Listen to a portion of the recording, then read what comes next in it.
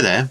In this video I thought I would go through the elements of a home 3D printer, specifically this one, which is the one that I bought. So this is the Wanhao Duplicator 4, and I'll just go through some videos showing some of the elements of it and give it a bit of a review as we go. So you can see here the build plate. I've got some tape on it called Captain Tape, which is a heat resistant shiny tape. You can see I've put a couple of little magnets here to help keep the lid up. That box on the top just helps to maintain temperature inside, which helps with shrinkage on plastic. Up here we've got the hot ends, and you can see there are two of them and two little fans to keep them cool. Back there you can see a little micro switch and another one over there, both of which help the printer know when the hot ends and the build plate have homed. And down here you can see the little adjusters which alter the height and angle of the build plate so that you can level it, because leveling is very important with 3D printing at the moment. This is on the back of the printer, and you can see that there are two spool holders, and I've got ABS in the black and PLA in the white.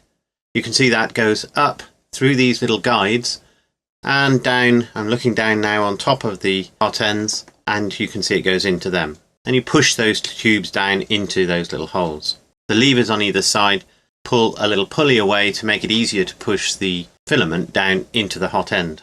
Here's a close-up of the two hot ends. They've got 0.4mm holes in the end of them, and they take 1.75mm filament. Some printers use 3mm filament. That's the diameter of the filament. And it basically pushes the filament down through these nozzles, which heats the filament up and melts it, and then extrudes it like a hot glue gun onto the surface. And here we've got the display and some simple controls. I'm not terribly happy with the design of this part, because the electronics of the display is just behind there, so it's very easy to put your hand on that when you're trying to get particularly well stuck build off the build plate, and that can cause problems. I think that's not a great design, putting it just there, and it limits your access to the build area. Underneath the printer you can see there's a fairly sizable power supply, and it needs it because obviously it's driving quite a lot and for quite a long time. Mine's set to 240 volts, and if you're in the US I presume that would be a 110 volt power supply.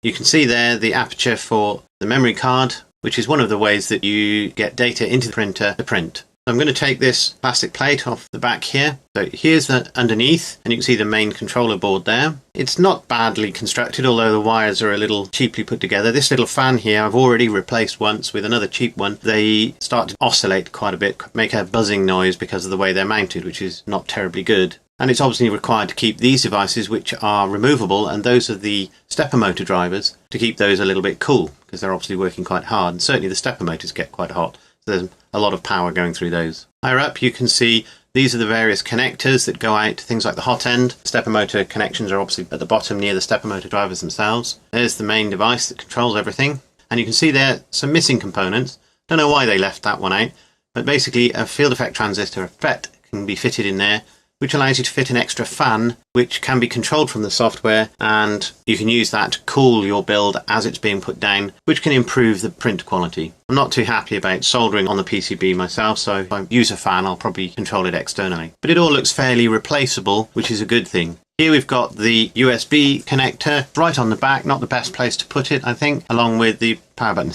Here are some prints that I've made with this printer. Here I was trying to combine two different colour materials. This is a clear PLA material. This was the very first print that I made. It's one of the ones that comes on the memory card that came with the printer. Here's a combination of ABS and PLA, printed directly like that. They weren't printed independently and then glued. This is a painted object. The model was downloaded from Thingiverse and then I painted it. I created this model myself. It works quite well, just as a test really of making such an object. This is actually quite a flexible object, even though it's made out of relatively brittle PLA.